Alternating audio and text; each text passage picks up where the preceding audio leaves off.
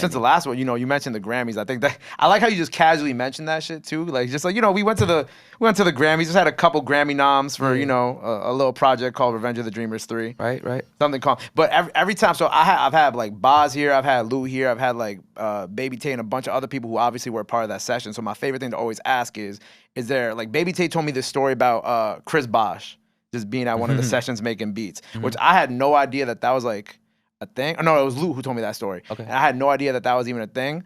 But is there like an obscure memory that you have from those times that you're very fond of? Actually, no.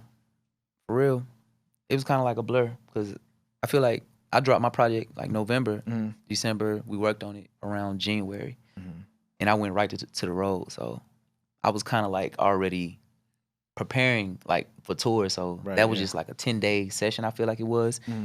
I don't know. It was kind of a blur to me. You know what I'm saying? The whole thing, really? Yeah. Interesting.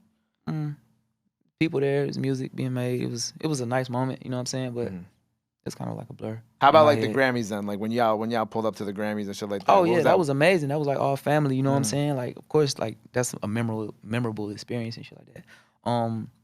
No, that wasn't a blur. Like certain moments, like you just really gotta live in the present. And that was one of the moments like I really like accepted it. When you making the music and it's kind of like a whirlwind sometimes, like dealing with a lot of I don't know emotions or whatever comes out of it. But yeah, the Grammys was crazy. Just being a part of that, and we'll be back though. Of course. Do you find it hard to sometimes like take in the moment? Obviously, because you know, as you mentioned, as an artist, like you're always moving so fast. Like even if we're talking about like from the project to project to project, and then just finally being able to in 2021 really sit with yourself and focus on your project, your solo project. Do you find it hard to kind of just be in the moment sometimes and really take in all these things like the Grammys or like you know the success of Revenge of the Dreamers or the Spell project, things like that? Nah, you gotta take those moments to like, you know what I'm saying, appreciate what's going on. So even the little things, you know what I'm saying? Maybe not when I'm creating it, you know what I'm saying?